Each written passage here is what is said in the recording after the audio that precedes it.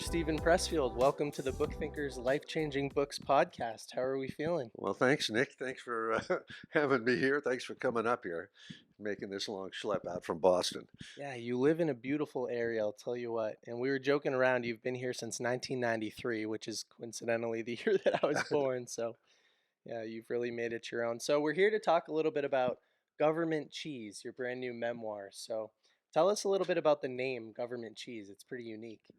Um, Back in the days before food stamps and voucher type programs, the way governments helped poor people put food on the table was they gave them food. They gave them surplus food, powdered milk and cheese and pinto beans and canned peaches and stuff like that. And I was driving trucks at the time in North Carolina, and this was one of the loads that I would deliver to poor communities out on the coastal of North Carolina. And it just was a metaphor in the end, I thought, for writing, even though I wasn't thinking about it at that time, in the sense that to me, a writer delivers a load.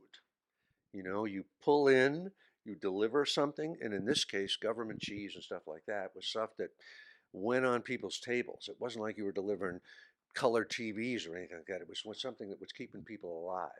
And I just loved the idea, or you could just see what a difference it made. So anyway, government cheese is a metaphor in my mind for the writer's contribution, we hope, to readers. Yeah, I found all of the subjects around trucking and transportation and delivery very interesting because I actually worked for a transportation management technology company, Uh-huh. and I would go to these trucking companies and help them get better communication with their drivers and sell a software to the dispatch team. And so, just like you, I have a little bit of a Uh-huh. relationship to transportation. In that part of the book, I thought it was really interesting how you talked about delivering this government surplus food, and none of the lots were ever paved. So you'd be pulling into church parking lots that were dirt or seashells. I mean, what was that experience like? Well, that's just the way it is, or at least the way it was there in rural communities anywhere. Paving is not, who can afford to pave something, so it's dirt lots, or along the coast, a lot of them are paved with seashells. That's just the way it was. Yeah. Yeah, it's interesting. You said at one point in the book that you love this country. And when you think about those dirt lots and you think about delivering government surplus food, you're reminded that, yeah, there are some ugly parts of the United States, but at the end of the day, you really love this country. So could you talk about that? Well, actually, I didn't even think of those towns as ugly at all. I thought they were really beautiful, and I think they still are beautiful. Um, these coastal towns in North Carolina, it's the same in South Carolina and a lot of other, everywhere, Colorado, everywhere. There's so many. Once you get out from the cities, this country is an amazing place. And it certainly is beautiful. Like these little towns were on sounds, Pamlico Sound, place like that, that was fishing grounds, and a lot of so you'd have the roads would be right on the water, and you could see what shrimp boats going by and stuff like that, and the trees were live oaks with you know what do you call that stuff, Spanish lace that comes down from it, Spanish moss, is that what it is? Spanish moss, yeah. Spanish moss is coming down, so it's beautiful. It's beautiful. Yeah. Do you encourage listeners today who haven't left their home states to get behind the wheel of a car and take a little bit of a road trip? Definitely. I mean, you're a traveler, Nick, right? You've been on, all kinds of countries. Definitely. You know, I was probably everywhere in this country, many times. Yeah, you lived in your van for a while Yeah, that was, I lived for quite a while in it. with a Yeah. cat, with your Yeah, cat. with my cat. Yeah. Yeah. My fiance loves cats, and so every time an audio chapter would come up where you would dedicate something to your cat, I would grab her and she would listen to it with Ah, me, yeah. which is funny. So you don't have any cats anymore? No, out here there's coyotes, So, and I don't want to have an indoor cat. I don't want to keep a cat indoors. So I want it to roam around, but it's dangerous, too dangerous outside in Yeah. these hills. Do you think you could ever write a novel or a screenplay through the eyes of a cat? It's been done before. I don't think I'd try that. Yeah. All right, so back to the subject of this memoir. What I found really interesting, because I've read a lot of memoirs. You wrote a book about yourself, but you dedicated it to other people. You dedicated it to the mentors that you've had along this journey. And so I thought that was really interesting. Did you set out to do that from the very beginning? No, it sort of evolved. I wasn't really sure how I was going to attack this subject. And it turned out there's like 7 books in this one book, and each one is named after a person, and they're all mentors that kind of evolved along the way. And I'm a big believer in mentors. I'm a big believer that that's where you really learn from, rather than from books and stuff like that. And so, like 2 or 3 of these mentors, only 2 or 3, I think, were actually writing mentors. Others were like my boss at the trucking company and a guy that I picked fruit with up in Washington State that I never even knew his last name, but that were people that made deep impressions on me in learning sort of the skills that are not necessarily writing related or literary related, but are about sticking something out when the going gets tough, or starting something, or finishing something, or just life skills. So the book just sort of evolved into a thank you note to the various people that have guided me along my little journey. One of the mentor experiences that sticks out to me was your boss at the trucking company. And he sits you down for the first time and tells you, hey, listen, you have potential, but you continue to mess up. So you've got to clean your act up. And was that the first time that somebody actually sat you down and looked you in the eyes and said, hey, you have opportunity? You got to clean yourself up? I'm not sure if it was the first one, Nick, but it certainly was the one that put the fear of God into me. This is the longer version of the story. Was I was like a beginning driver, and I dropped a load, of $300,000 worth of textile equipment, which was part of a whole process of self-sabotage that I was really fighting there. I would just screw myself up over and over and over. And the boss didn't fire me. His name was Hugh Reeves, wonderful guy. He took me out to have some hot dogs for lunch, and he just sort of gave me one of those come to Jesus talks where he said, and I put this out there because it may be of use to. He said to me, "Son, I can tell that you're going through some kind of process in your mind here. I can tell you're working something out." He says, "I don't know what it is, and I don't want to know what it is. But just remember, you work for me, and your job is to deliver loads. And when you get out on that road, that's all you're about." So I thought, wow, you're right, you're right, you're right. So, but was a great lesson for anybody in being a professional and doing the shit that you got to do, and not letting other stuff get in the way. So that was made a big impression on me. Do you spend much time mentoring people individually now that you've had so much success in different areas of your life? It's a great question, Nick, because I certainly don't go out of my way to do it, but it has evolved that there are a few people that I do sort of do Zoom calls with, and they're all, I was just thinking about it this morning, very accomplished people. It's not like they're kids. They're all in their 40s, and if they were here right now, you would be, wow, really interesting people. And sometimes I say to myself, I don't know why they're listening to me, but because mainly what I do is just encourage somebody. I never do anything negative, and mainly all I do is just sort of encourage these guys. They're all men to just kind of keep doing what they're doing, and believe in themselves, which is basically what a mentor should do for anybody, I think. So you said the Hugh Reeves talk at the hot dog place was your first come to Jesus moment, like, okay, I really need to clean myself up. With hindsight, I know it'll be a little colored here, but with hindsight, like, what did that feel like for you? Do you remember reflecting and saying, wow, I actually have potential? Thankfully, somebody sees something in me, or did it go over your head and you only realize how much impact it had in No, it was hindsight? really clear in the moment, Okay. Um, and I had been telling myself that same thing in my head, but it didn't make a dent when I said it. But when he said it, and I felt like I was letting him down and not just letting myself down, that really sunk in. Yeah. The next question I had from your book, it was one of your early chapters. You said you were on a bridge ready to throw your typewriter off of the bridge. So could you tell that story to everybody? We all have our own version of that. Well, it's when I was this book is really about a like a 27-year odyssey from the time I first tried to write something, quit a job to try to write a novel, till the time my first novel got published.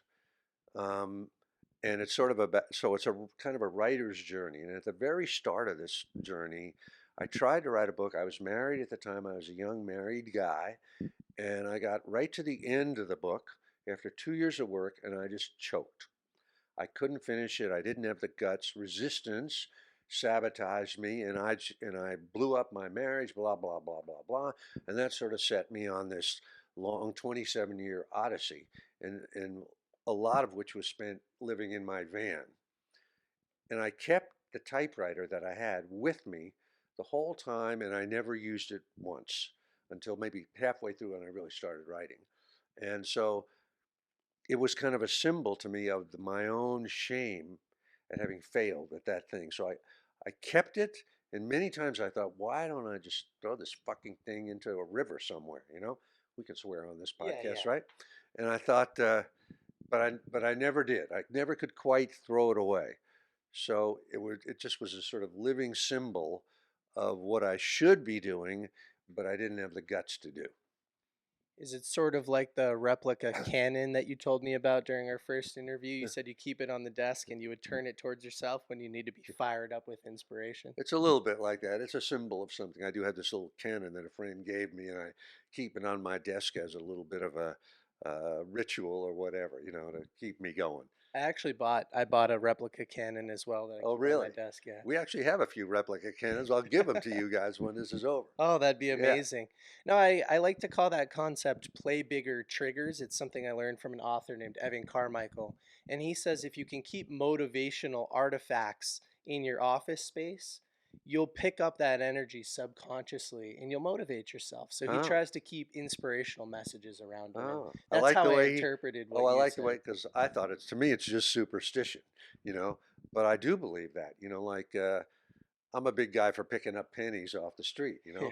and I sort of consider that they're like luck for the day, writing luck for today. So if I have a day, if I find like 3 pennies, I go, oh, this today I really got to work hard. There's no excuse. So, but I do think that stuff helps. Hmm. You need any trick you can come up with to keep yourself motivated. Yeah, wow. Well, admittedly, when I was reading this book, I was waiting to hear about your inspiration for the War of Art. So we'll Uh-huh. get to that a little bit later. Do you think you'll write another book from 53 on? Because 53 is when The Legend of Bagger Vance gets picked up, right? Yeah, it's a real good question. I don't think so, just because in a way, I suppose the War of Art and those other books that are follow-ups to that are that book, because they're addressing from 53 on, when my first novel got published. Hmm. Then I'm on the artist journey rather than the hero's journey. Then I'm on the internal journey of what's my gift, what do I want to write, how can I write it, how can I organize my life so I can do it. So maybe those other books are really about that, because I think the real external events post that first publication are pretty boring. It's just you write one book, you write another, you write another, you write. It's like if you're Bruce Springsteen, you're in the studio, you're in the studio, you're in the studio. Yes. So I'm not sure how interesting that is, but anyway, I'm not sure I will or not. Yeah, the juice comes from the struggle Yeah, before you become successful. yeah. But there's also, well, we'll get to it in a little bit. My next question comes with a little bit of a comment. So, our audience is primarily young professionals, ages 18 to 34. Uh huh. It's about 80% of our audience, two-thirds men, one-third women. And I think a lot of people can look at you and say, wow, there's something to be learned about the fact that you persisted until 53. I mean, you wrote for how many years? 30 years? Yeah, 30 years. Yeah, 30 years before you become a published author in the way that you wanted to be, right? And a yeah. book gets picked up and you get paid for it that way. Screenplays aside. And so we live in a world today. I grew up in it with social media and hustle culture and entrepreneurship, and these social media platforms. They show us the best version of everybody else's lives.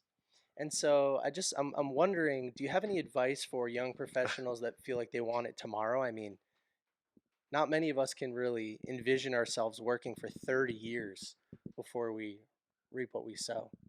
Yeah, it's a great question, Nick. I mean, it's such a different world today, you know? Like you've read On the Road by Jack Kerouac, am I right?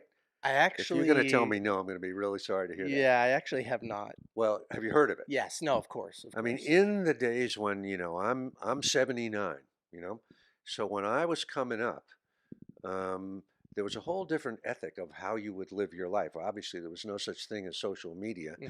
And one of the parts of that ethic, and it came out of the Beat Generation, came out of Jack Kerouac's On the Road, it came out of everything sort of pre-hippies, pre-counterculture, and then in the counterculture, where the ethic was sort of to get, if to get out on the road, get out in the real world, work numbers of jobs, expose yourself to all kinds of stuff like that. And that was even a writer's kind of ethic, right? Rather than do some hack that would quickly get you somewhere, um, expose yourself to sort of things. So for me, I never intended to really get on the road in this fucked up way that I was, but while I was doing it, um, it felt like the right thing to do. Hmm. Whereas it's not today. I don't know. I couldn't give anybody advice to say to do that sort of thing, but I don't know what advice I would give. I think it's dangerous, this social media quick thing that people are trying to do these days. And I mean, it scares me a little bit for the future of this country. But there's something that doesn't jibe with real life about succeeding quick. It takes a long time. If you're going to be a brain surgeon or a concert pianist, this is the example I always use. You figure at the start, you're going to have to put in 13, 15 years of study, right? You're not going to be able to play at Carnegie Hall. So why is anything else any different than that? And why is writing any different than that? It really pisses me off when people think, and of course I thought the same thing. I thought, well, shit, let me just write a book. How hard can it be? But it is hard. And, it takes a lot to learn it. And anyway, I'll stop ranting on Oh this no, subject. this is the gold stuff right here. I remember in the book you highlighted a boss at an ad agency who just decided to write a book Yeah, and it did really well, and so you said, "Hey, I'll do the same yeah, thing." yeah, yeah. You know. Have you heard of the I think it's the Stanford marshmallow experiment about delayed Oh, yeah, right. gratification? Delayed gratification. Yeah, yeah, Yeah, and that's totally missing in today's generation. And I consume a lot of social media content. I'm in my late 20s. It's just par for the course when you work in this space. yeah. You have to, And right? I so mean, I get you're sucked part of into it. it all the time. Yeah, Yeah, it's tough. We were talking in the car ride over here about the fact that you persisted for 30 years. You had this identity as a writer, you had this dream of being a writer. Uh, do you think everybody has a dream like that?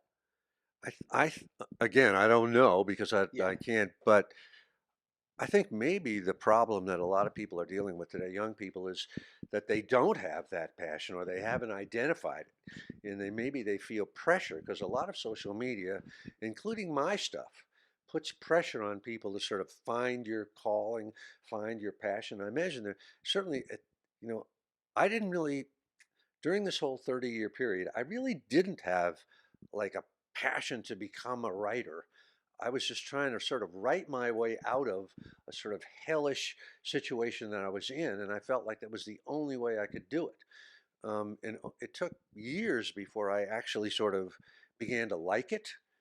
So I don't know. Finding one's passion seems to be the cross a lot of people have to bear today, and I don't know how to. I don't have any wisdom on that subject either, other than I think we all have it. We all have one, two, three, or four. But how you find it in today's world, I don't know, unless it's obvious. I don't think it's obvious for most people. I think most people struggle with it. That's why so many books write about the subject of defining your purpose. Yeah. You know, you just said three or four. Do you have others outside of writing? Um, I don't, You don't. but I know a lot of people that might be, um, have a calling as a writer, let's say, and also love photography or also are into some kind of heal the planet type of stuff, you know, Hmm. and those are real passions. In a way, I'm lucky that I only have one. I really don't give a shit about anything else, so that helps me. Yeah, I think in my life I have two. Number one is I love helping people make progress in their lives by connecting them to the books that can solve the Uh huh. problems they're dealing with. And that's because I've heard a few people say your purpose comes from your pain, Ah. and books healed a lot of pain in my life, and so if I can help other people make progress through books, that's one. But the other is travel. We talked a little Ah. bit Yeah. about it. If the book thing disappeared Uh today, huh. I would find a way to become a travel influencer who gets paid by hotels Uh huh. and experiences to go live there because I can't get enough of it. Ah. So there's two for you, Nick. There's probably more. Yeah, yeah. Well, those are the two that I've had. I hope I don't have more, just like you. On the subject of travel a little bit, you've been to every U.S. state. You've traveled internationally quite a bit. What are the places that when you think about, oh, this is travel for me? It's romantic. I feel good here. What are those places for you? Well, Greece. We were talking about Greece. Is an amazing place. You know, I've written a few books about that, and that why that is great for me has to come from previous lives or something. I'm somehow drawn to that place in some crazy way that I can't define. Um, um, but anywhere in this country, I mean, this country has gone downhill a lot in the 50 years since I've been traveling. Not so much gone downhill as it's been homogenized, you know, so that you can't tell whether you're in Lexington, Kentucky, or someplace, in Colorado or something like that. But you still can't beat the United States any place, and I'm a big believer in driving, you know, and being on the road and being really on the ground. Yeah, I am too. Some of my most romantic travel memories in the United States come from being on the road. So I've done Boston to Florida 1,000 times. I've done Boston to Texas, and I've taken different routes back and forth. And I love pulling over on the side of the road in South Carolina to a peach stand and buying Yeah, it's some great, isn't it? unlabeled products. Yeah, And it's great. it I is love great. that stuff, you know. Like John Madden, who the football Yes. Madden game and all that sort of stuff. How he had the bus, the Madden Cruiser, because he was afraid to fly, Hmm. and so to go from Oakland to the East Coast, he'd drive, and he always would stop at diners and dives and hang out with the people, and that's you know you see in the this is well on the news what a polarized country this supposedly is, but when you actually are out there with people, I don't care where they are, that doesn't enter the picture. It's still a great place. Yeah, 1,000%. I heard somebody on Rogan say that people on opposite sides of the political spectrum, the average person, we have more in common with each other than we do with the politicians that we support. Yeah, it's true. Yeah, I Yeah, think so too. yeah. Speaking of little dive bars, you talk about the eatery experience in Louisiana, was it? In New Orleans? Mm-hmm. And you said you would go there every day, but you never worked up the courage, or maybe that's not the right way to say it, but you never interacted with anybody. So, what was that crowd like? And that was a whole other world. That was Buster Holmes' place I'm talking about. That I think is still there in New Orleans now. And it was a weird sort of. This was in the days of when the counterculture and the whole hippie thing was starting to come on. And Buster Holmes was a black guy, and this place had been there forever. And it was divided in a like a partitioned into two. One side was for black people, like locals that knew Buster and that came from the quarter, and the other side was for hippies. And definitely the hippies were the lower class of the thing. And I was just it's hard to describe now because it sounds silly, but like a meal of beans and rice with a huge hunk of bread and butter was 27 cents or 25 cents, and a Coke was 27 cents. And the people in there were, sitting here as we're talking about it, it's almost impossible to bring it back. We're so, I mean, to describe it in a way that makes sense to people. If you could see the faces, not just of the black people who are amazingly, real but of the hippie freaks that were in there at that time, it was, I can't really describe it, but it was. I thought these guys have cross some threshold. And these women and the babies, even, they've left behind the regular bullshit of American life and are into some other thing. It's too bad that it didn't last. But I don't know if that makes sense, Nick. But Yeah, no, it does. I listened to the book Government Cheese, and I loved listening to you explain these stories and trying to visualize myself in that room, seeing what it was like. I mean, it's unique, and you're right, it doesn't exist today. So when I think back to those times and your experiences, I don't know, it's a blast from the past, sort of. yeah, I mean, for me too. It's like sometimes will go back to the places where a certain time was vivid, and of course that time is gone. And it's really sad, like you read about a place like here in LA, like Laurel Canyon, when Joni Mitchell and Neil Young and all that great music was being done, Crosby, Stills and Nash, and it's a time like Hemingway in Paris, and Fitzgerald in Paris, that's there. And if you're there at that moment, it's amazing, and then it goes, it's it's heartbreaking, when you go back and try to find something like that. But this place, Buster Holmes, was that for a moment. Being around unique people reminds me of the time in your book where you lived in a halfway house, but it wasn't a normal halfway house. It was a halfway house for people who had just been let go from psychiatric facilities. Yeah, uh-huh. And what was so interesting to me about that section of the book was you said you felt like you belonged there. So Yeah, I did. what Yeah. do you mean by that? Um, that's another really good question. I mean, I felt like I had just come out of a mental hospital.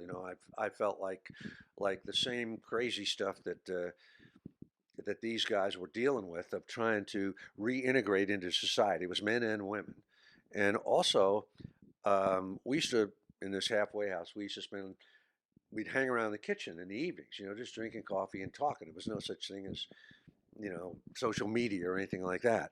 And I completely related to everybody there. It was like nobody, it wasn't like, oh, I'm with a bunch of crazy people. I mean, it was funny. We talk about politics, we talk about all kinds of stuff. And I thought, I fit in completely, here. And, my sort of theory about a lot of times, I think why people get branded as mentally troubled or crazy or even get hospitalized is because they see through the bullshit of American society that the rest of us buy into. They say to themselves, I can't work this fucking job as a barista. I can't I can't buy this stuff that we're, and so people say to them, well, what's wrong with you, man? Why can't you get a job and hold it? And the next thing you know, they're hospitalized, or something like that. So when it was an interesting experience to hang out, for a couple of months with these guys because like everything that they said resonated with me. I thought that's exactly right. I feel exactly the same way. So in any event, that's what that halfway house was about for me. And I got the job at the trucking company after that, and I felt, although I knew I had to move on, I felt a little twinge, that I was entering a whole other world. I now was going to enter a real blue collar, hardcore world. All right, we have to go a little deeper on this subject because that theme of these people might seem a little quirky, but they might be onto something that we should pay attention to. So many of us subscribe to this 9 to 5, work a corporate white collar job, go to a 4 year college, take on a ton of debt, the 2.5 kids, that whole thing, right? Uh, and Tim Ferriss's book, The 4 Hour Work Week, was my first time realizing that reality is negotiable. You can design a life that fulfills you uniquely. Yeah. And so it seems like you've lived a life that's uniquely fulfilling maybe fulfilling is not the right word, but it's unique to you. And you didn't subscribe to that entire thing. I mean, was it as strong back then as it is now? I tried numerous times to live a straight life. Hmm.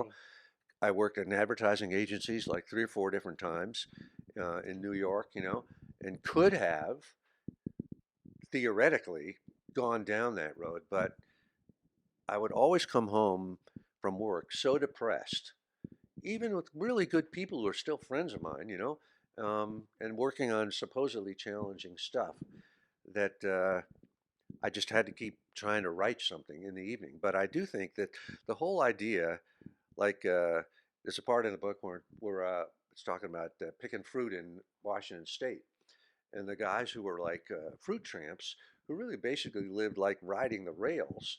Their attitude was they the same thing towards a who says a straight job is happiness. Is that the answer to it, to work for the man and do all this kind of, you know, and the whole thing of what are we selling, Tide detergent and preparation H, what is that life? And this world, this commercial US world, is that life? We're born into it and we think, oh, that's the way it's supposed to be. But is it? What's so great about that? Yeah, well, the people that never get to leave New York City, they never get to experience so much of what you did, different versions of reality. Yeah, People living so many different yeah, lifestyles. that's true. Yeah, that Look at you carving out what you've carved out for yourself, which is great. You really have. Reality is negotiable, and I take my hat off to you, Nick, that you've carved out a niche that's working. Ah, there we go. Yeah, reality is yeah, negotiable. I have to remind myself of that all the time. yeah. Me too. I feel the pressure. I think I feel the pressure to. I know I could go succeed in a corporate sales job if I dedicated myself to that, but at the end of the day, would I look back on my life and regret not having tried to live something more unique to me? Yeah, Do you you think would. about that? You would. When you think back on your life, is there anything that you regret, in the It's weird 79 because years? I don't, even though so much of it at the time I thought I'm just wasting my life. I'm in this hellish situation, but it's weird when you look at your life from the finished, go looking back, it all seems to fall into place and make sense. At the time, it certainly didn't, but I don't regret anything. Yeah, there's other versions of your reality where we're not sitting here having this conversation Yeah, and you didn't write this book, and that those are sad realities compared to this one. This one's pretty nice. yeah, Yeah. yeah. There are many casualties in this culture, and any of us can become one of them at any time. And if you're not, you're lucky. I feel luck had a lot to do with me not going in a lot of potholes that were out there for sure. Luck's an interesting subject though because that preparation meets opportunity Yeah, huh? saying, I mean, you worked hard at your craft. 30 years in one direction before you get lucky. I mean, I don't Well, that's true too. you Yeah, might have you might have stacked the tables in your direction. but along the way, there were many forks in the road where you could have taken the wrong one. And if and the decision you made was made basically roll the dice. So luck has a lot to do with anybody that survives. Yeah, I suppose that's happened to me a bit. There's a book that you mentioned a couple of times inside of here, Siddhartha by Herman Hesse, and that's a book that I love. And so I wanted to ask you about it. Does it have any unique meaning to you, or was it just something that you were reading at the time of the Dr. Jeff thing, and then you were reading it later again?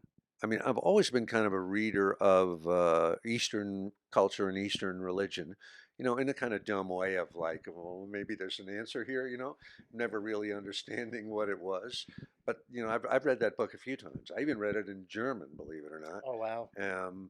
Um, and, I don't know if it's like a seminal book for me, but it certainly is floating in my head. What are And the seminal books for you?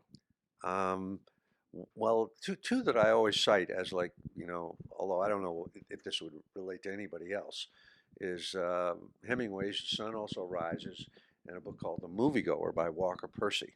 Hmm. Have you ever read that one, Nick? No. Ah, put it on your list. Too bad Walker Percy died a few years ago.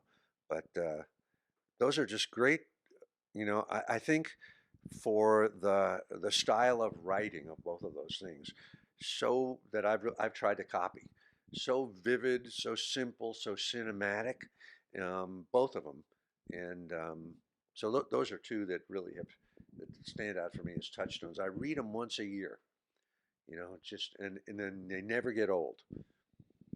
Do you have people tell you that they read your books once a year? Yeah, a few people have said that. A few The War of Art, seriously probably. demented people have said that. Yeah. Well, Conan over here behind the cameras read Gates of Fire a few times. Ah, Yeah.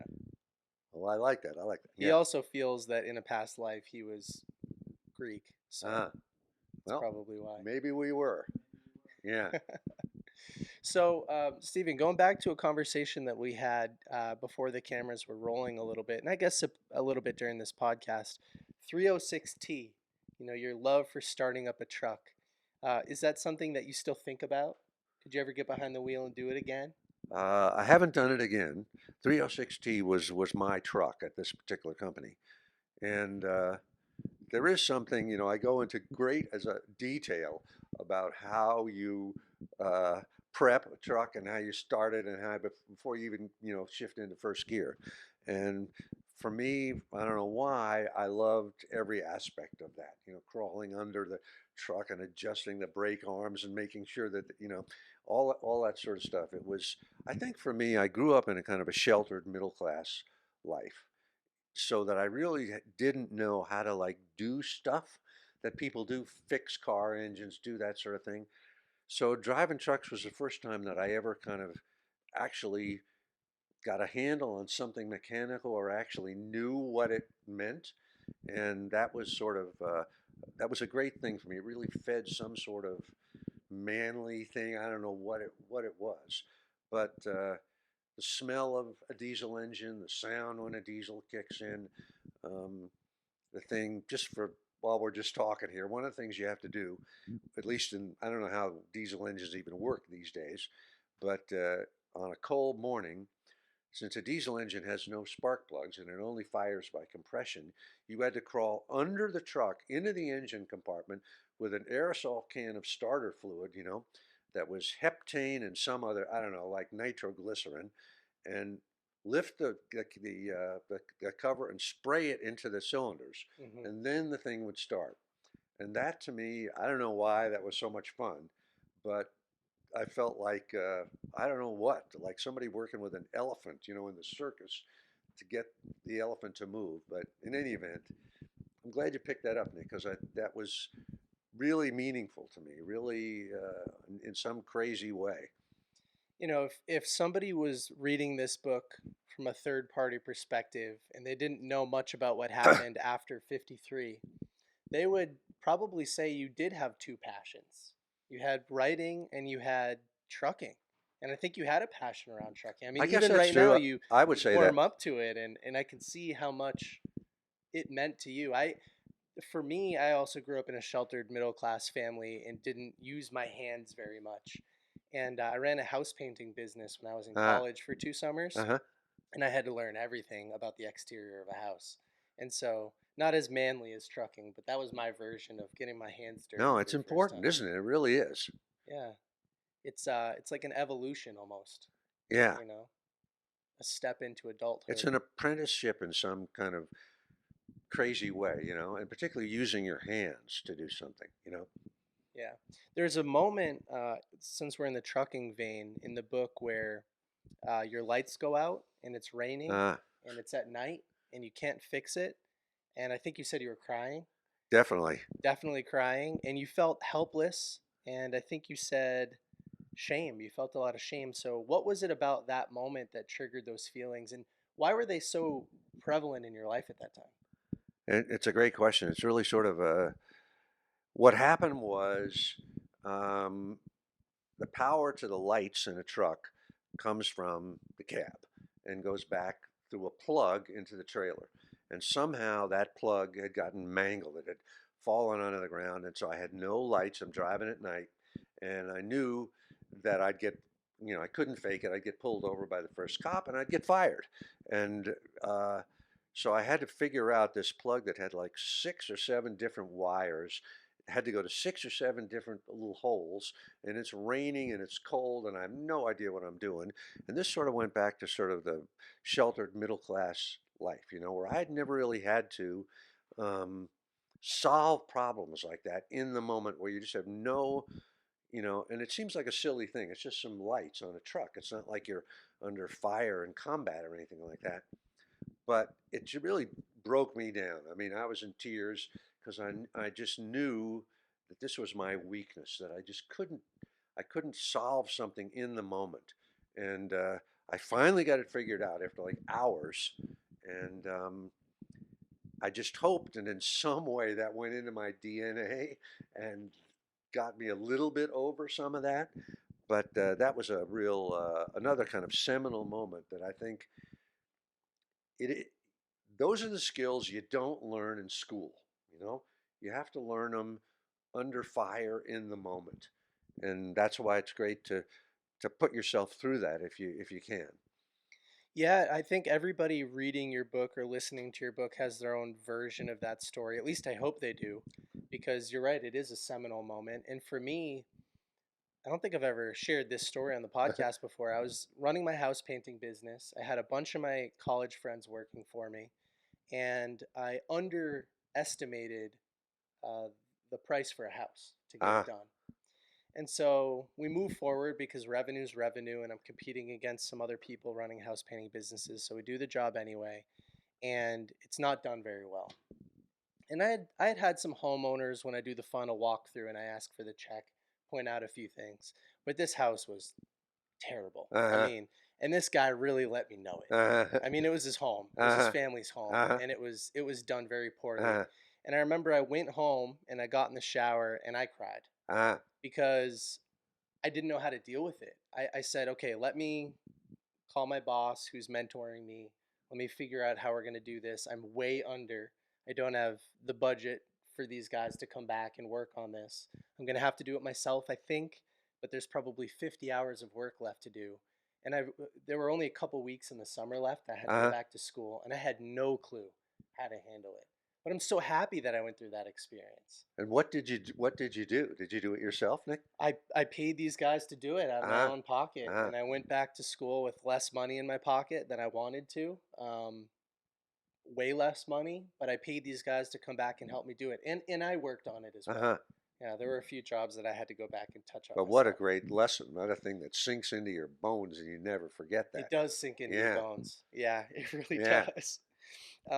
We've mentioned a few times that you're 79, which blew all of our minds because you Blows my seem mind too. you Yeah. seem a lot younger than that. So, what are some of the routines that you have in place to keep your energy up? Well, I go to, like we were talking, I go to the gym really early in the morning, 6 days a week, and because I'm definitely a believer in physical activity like that. And other than that, my main mechanism is denial. I just refuse to believe that I am the age that I am. But also, I think writing keeps you, or any artistic pursuit keeps you going, music or anything like that, because it's like the goddess is always giving you another assignment. You know, you're always going to go forward to the next one and the next one after that, and you're always looking forward to that. So that's a huge help. Yeah. I'm looking. I've got. I can see 18 months from now, and I got to do this and that kind of thing. And so it keeps me going, and it gives you hope too, because each time you hope, well, maybe this one will break through in a way that I hope they all will break through. Yeah, I've heard somebody call that the art of anticipation. Yeah, If you have anticipation in yeah, place, you'll always have that's a great something to one. I've look never forward heard to. that before, but it's really true. Yeah, Yeah. And it's maybe if great they to have didn't coin something it to that way. anticipate. Yeah. Yeah. Yeah, the art of anticipation. That should be a book. But seriously, like if you were an Iron Man, you're going to do the, I guess they don't do it at Kona anymore. They're phasing that out. But if you've got that on your calendar, for 18 months from now, that's a hell of a thing. Yeah, it really is. Well, and I asked about it because I'm fascinated actually by longevity and anti-aging and Uh-huh. subjects like this. And on my flight here yesterday, Dr. David Sinclair, who runs two anti-aging labs at Harvard, he wrote a book called Lifespan. We've had him on the show. All He was right. on my Oh, plane. yeah, yeah. Yeah.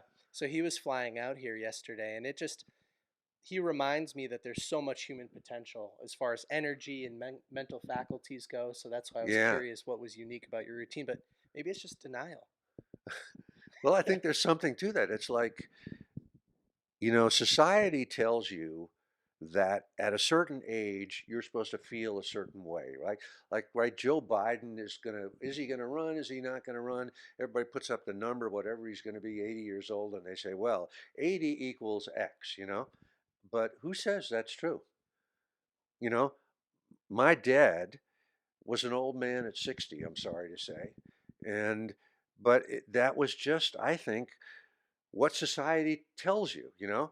So being in denial, I think, is actually a positive thing of saying, who's going to define, like I just sort of came to this thing maybe a week ago. I said, okay, I'm 79 years old. I figure I've got one lifetime left. There's no reason why I can't live for another 20 years and why I can't do whatever, how many books or whatever there is. So that's a form of denial. Everybody would say, hey, you're crazy. But who's to say that? You know, like you say, reality is negotiable, Yeah. and our own reality is negotiable.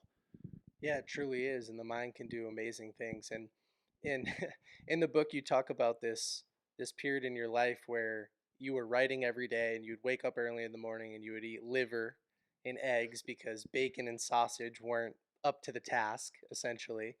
And I think liver now, funny enough, as a subject, is becoming more and more popular because it's a natural multivitamin. Uh Is huh. it something that you still eat frequently today? No, in fact, I, I'm not sure, up on the science, but isn't because there's so much poison and stuff out there, and it all collects in the liver. I'm not so sure that's a good thing. Stephen, the next subject that I wanted to talk with you about, and you covered this on your recent Rogan podcast, is the invocation of the Muse. Ah, Could you talk about discovering that for the first time?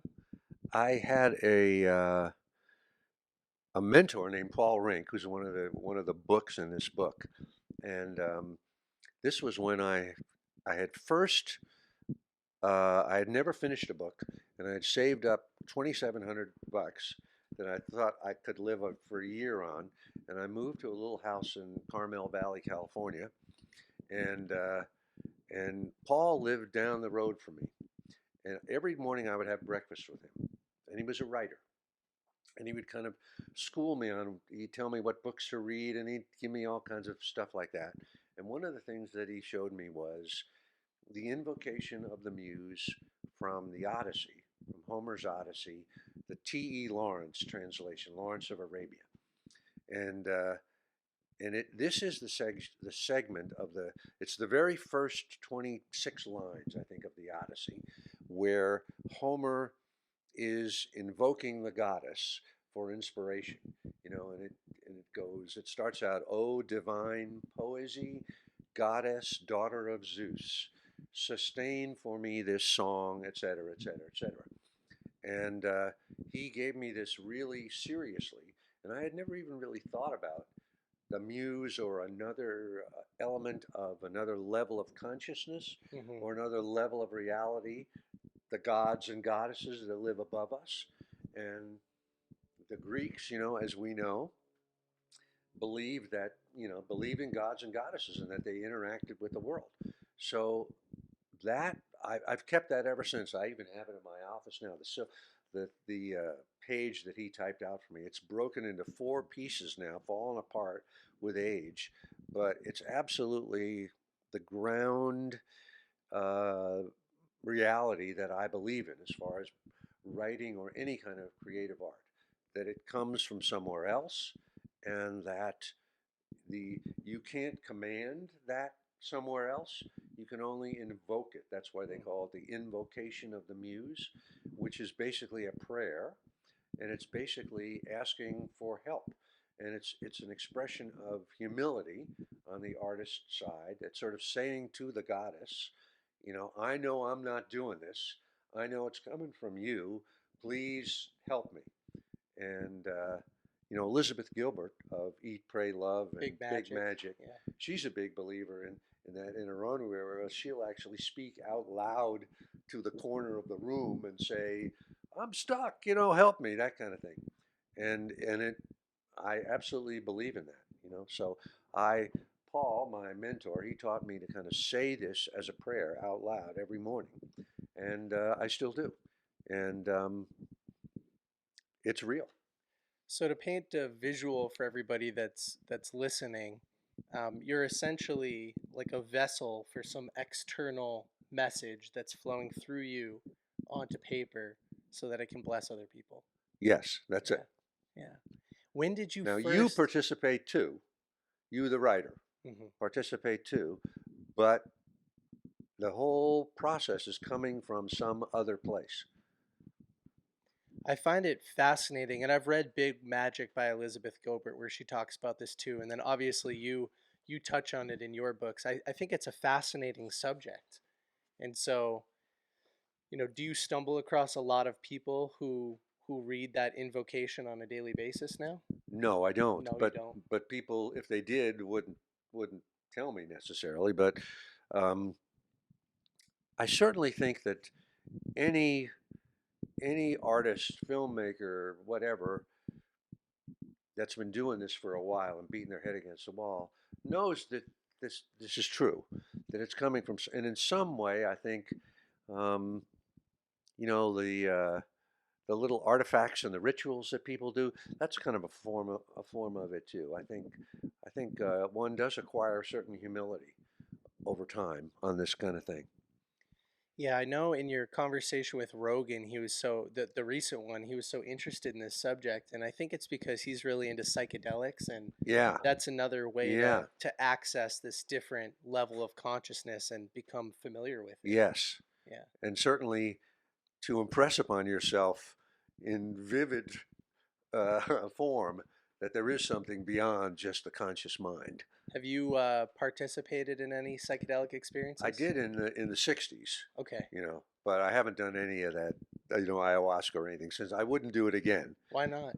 I'm scared to do it again. It blows your mind. I think in those days, I was crazy enough to, or dumb enough to be open to it. I wouldn't do it today. But I think I'm really glad I did it, and it certainly did, open my eyes to realities that I hadn't been aware existed. Yeah, do you encourage, well, not encourage, that's probably the wrong word. We're not giving medical advice, but do you think broadly speaking, people would be better off if they had at least one experience like that in their lifetime? I do. I do. Yeah, Yeah. yeah. I had a very strong experience like that one time, and you can't go back. Like once you see things from a different No, perspective, you can't go you back. can't go back. And I think that's a good thing. And just like you, I'm not looking to repeat those experiences because I don't want to break what's not broken. Uh Like huh. I feel like I Yeah. have a good grasp Uh of huh. things now. Yeah. I mean, one of the things that I learned or took away from that was, and see if you agree with this, Nick. Okay. You suddenly see beauty like I remember one of the things that friends of mine, we used to go down the to beaches in Big Sur. We'd climb down the cliffs and go down there, and just the watching the waves come in was so incredibly beautiful that you said to for hours, that you said to yourself, you couldn't help but come away and say to yourself, this that I'm seeing now, this is reality. Maybe this is the way Jesus would see it or God would see it. But the world that I'm going to go back to once I come down off this chemical, my normal world, that's not reality. That's a diminished reality. And if I accept that world as at face value, I'm not in the real world. There's a world beyond that. So that was a huge um, life-changing conception, I think. This is the Would Life you Changing agree? Books podcast, so I like that term. Uh-huh. Yeah, no, I would agree. I think maybe the people in that halfway house that you reference, their dials might be turned up a little bit more than Yeah, ours, and they that's might very good. experience slightly more of that on a more regular basis than we do. And yeah, I agree with it 100%. I think it would be a very overwhelming life to live constantly in the present moment 100% of the time and have True. all these additional inputs into our brains. It'd be hard to make decisions and delay gratification, Yeah. you know. It's incapacitating. You really It can't. is. It's too much. It's an overload. Yeah.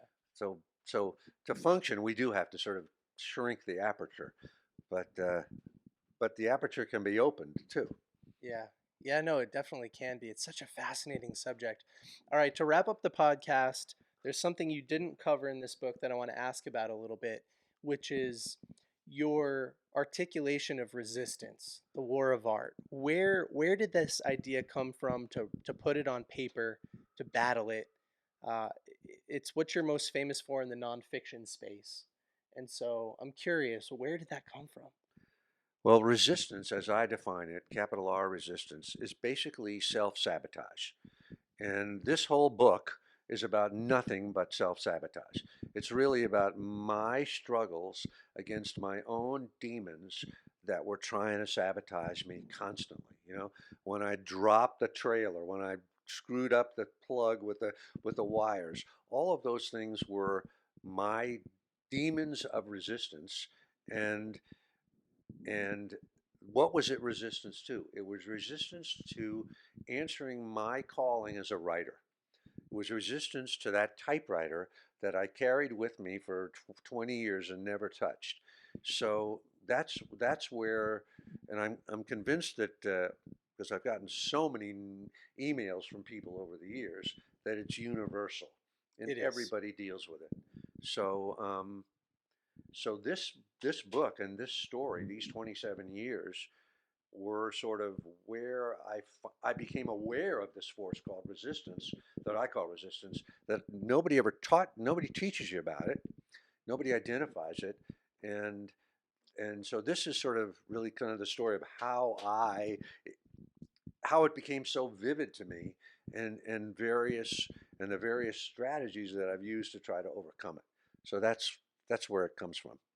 Was there a moment where you identified it as resistance and it became clear to you?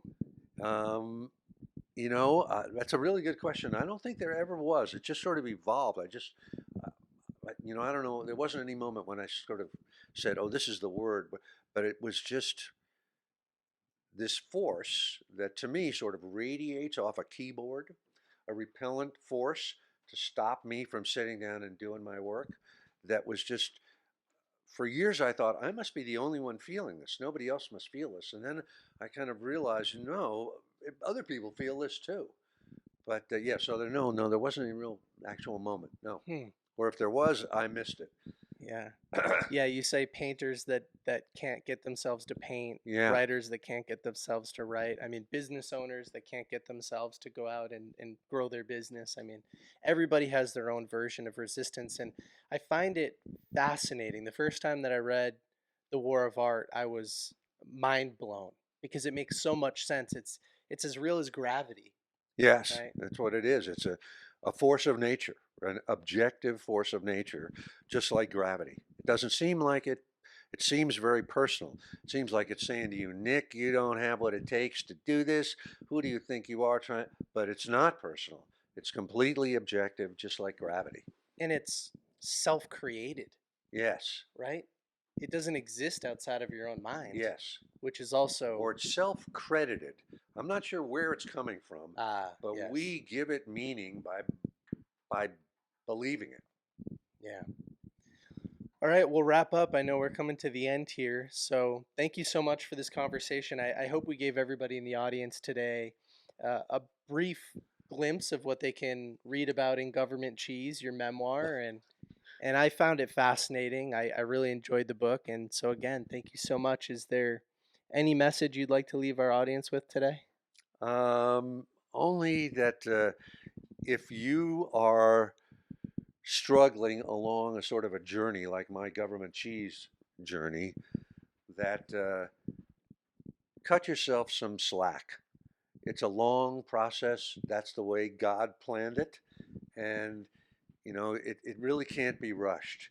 So don't add that layer of judgment, of self judgment or self condemnation to what's really difficult already. And just have faith, believe in the process, and keep on going. All right, thank you. Nick, thanks for coming up here and making this schlep, and thanks for the great questions.